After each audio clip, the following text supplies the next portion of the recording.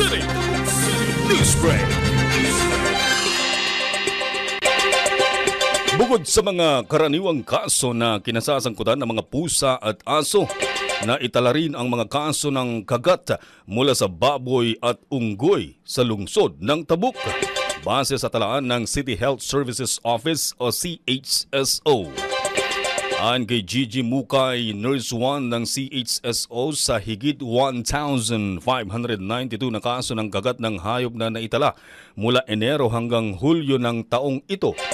6 ay mula sa kagat ng baboy, habang 3 ay mula sa unggoy.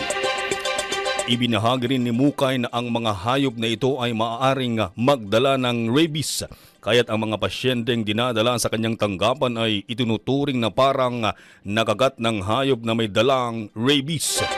Si Mukay ay nagsisilbi ring Animal Bite Treatment and Care Coordinator ng nasabing tanggapan.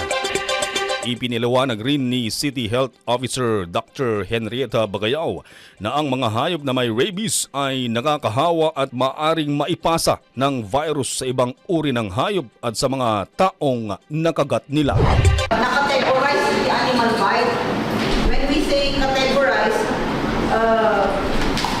in category 1, category 2, and category 3. The category 3 are the most at risk people.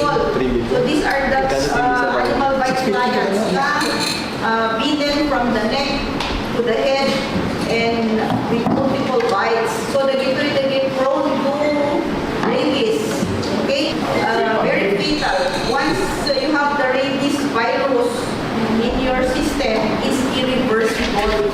But it is very preventable. Ayon sa mga patnubay ng World Health Organization, ang mga kaso kung saan nagkaroon ng kontak ang balat ng tao sa laway ng hayop na may rabies ay ikinokonsiderang Category 1. Gayunpaman, wala pang naitalang ganitong kaso sa CHSO. Samantala, ang mga kaso ng kagat ay iba-iba, depende sa lokasyon at tindi ng sugat. Ang mga minor na gasgas o galos na walang pagdurugo ay napapabilang sa Category 2 kung saan 1,326 ang naitalang kaso, habang ang mga kaso ng multiple bites o kagat sa ulo ay ikinokonsiderang Category 3 o pinakamalalang kaso kung saan 266 naman ang naitalang kaso. Bilang tugon sa tumataas na bilang ng mga kaso ng rabies, pinag-aaralan ng mga opisyal ng lungsod ang pagpapalawak ng Ordinance No. 4, Series of 2009 na kilala bilang Rabies and Stray Dog Control Ordinance of the City of Tabuk, na magbibigay ng pondo para sa pagbili ng mga bakuna laban sa rabies dahil sa pagbaba ng kasalukuyang reserba.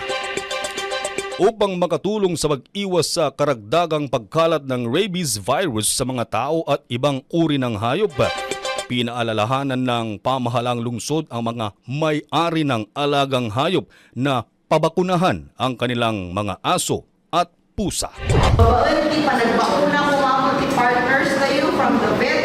Amin na aso, may submit ko for vaccination as responsible pet owners. And mapreventaran, no, dati readily available na may bakuna kadagiti bitten clients specifically for category B.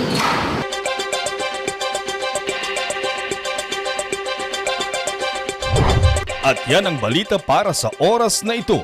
Ako po, si Reddy Redotan. Tabuk City News Break.